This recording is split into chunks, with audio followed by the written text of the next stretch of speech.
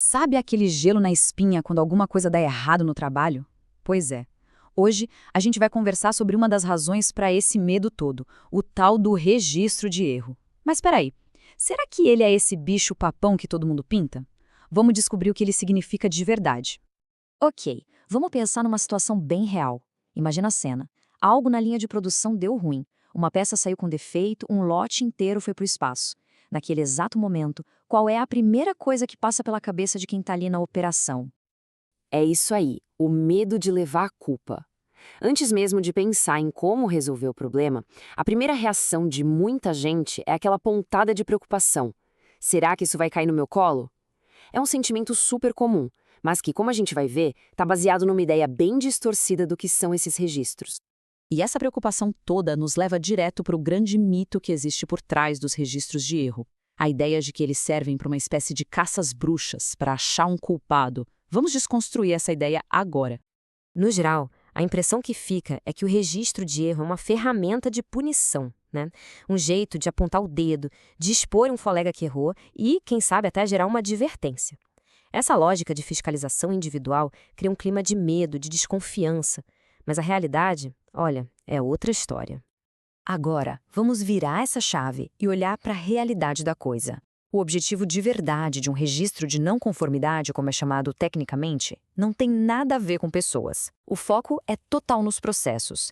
É sobre encontrar a causa real do problema. A diferença aqui é gritante, né? De um lado, no mito, a gente tem a cultura da culpa. A pergunta é sempre quem errou. E o resultado disso?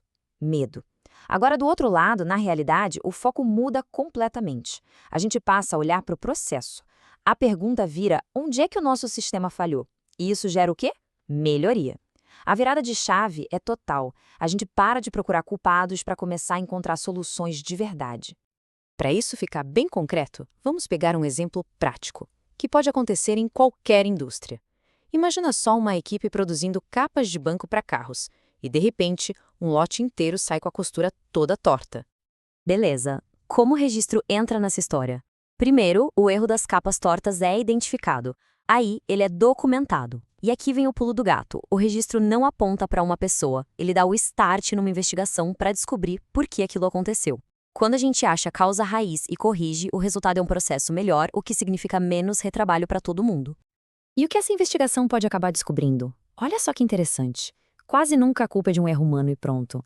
A causa pode ser um monte de coisa. Um procedimento que não estava claro o suficiente, uma máquina que estava vibrando demais, um lote de linha que veio ruim, falta de um treinamento específico ou até um molde que estava errado.